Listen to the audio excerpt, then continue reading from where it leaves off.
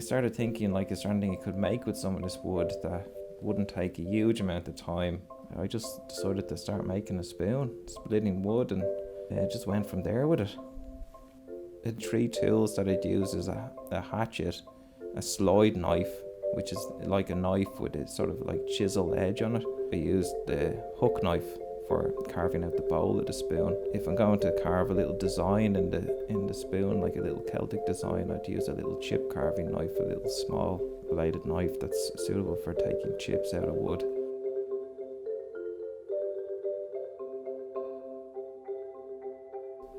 It's nice to get some trees that have been cut down and destroyed, and then to make something functional with it.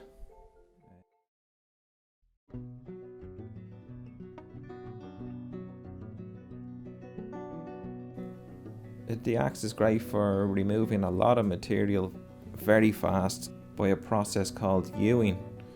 And hewing is where you hold a log and you chop into it at an angle all the way up, and then you vertically chop down and remove all that timber that you've chopped into, so you can remove like a lot of wood very, very fast.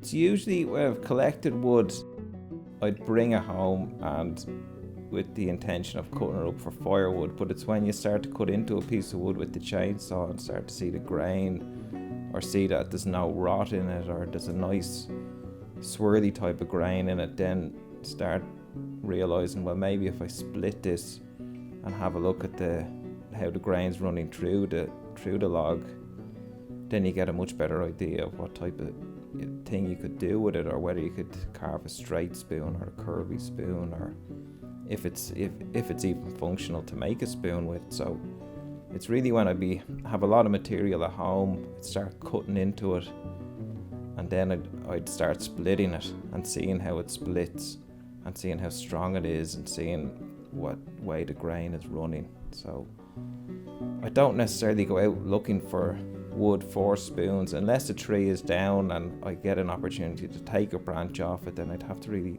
look at the branch and think, would it be suitable for spoon making? But it's only until you get the wood home and you actually start to process it that you really see what it's capable of, or if it's suitable for spoon making at all.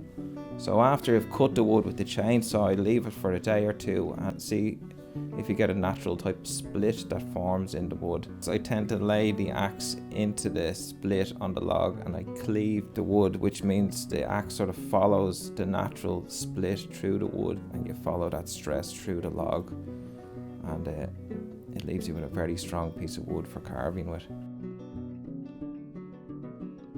You've reached a stage with the hatchet that you've taken enough material off to go in there with the hook knife and carve out the bowl, and then go back with the hatchet and take a little bit off the back of the bowl again. It's sort of a process between going from the hatchet to the hook knife to the slide knife.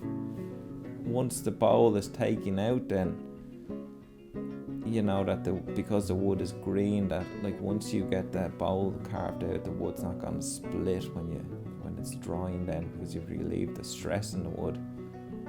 So yeah, it's just it's knowing when you've gone far enough with the hatchet to take that bowl out and then go to the back of the spoon and sort of refine it to get the shape of that bowl. It's a strange process. It's one of those things that when you're carving, you never know when it's the right time until you actually have the hook tool in your hand and you're doing it.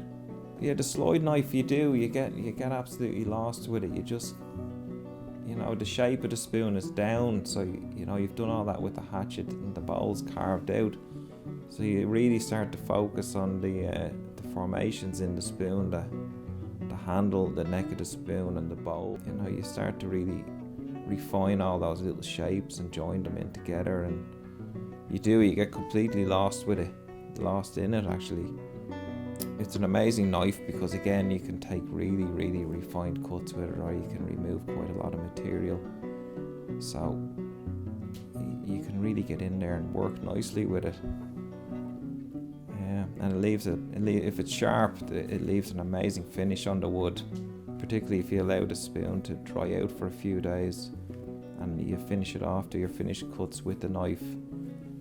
It nearly leaves like a glass finish on the wood because it's so sharp, and it's a beautiful knife to use. And because you're using it up close to your body and being very careful with it, that you have a lot of respect for the knife. So it's absolutely beautiful knife to use.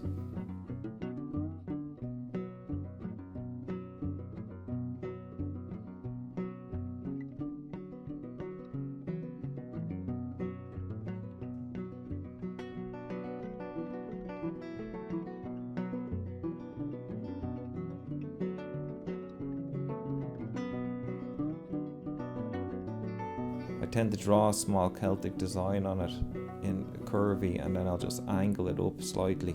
Yeah, I look at the shape on the handle, on the top of the handle, with respect to trying to fit a small Celtic into that area. You have limitations with a chip carving knife because you're really supposed to be taking small triangle sections of wood out.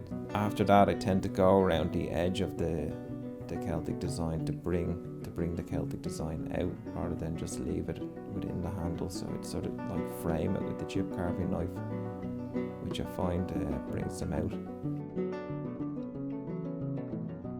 But that's what appealed to me about spoon carving, is just, you know, you can carve beautiful spoons with limited amount of tools.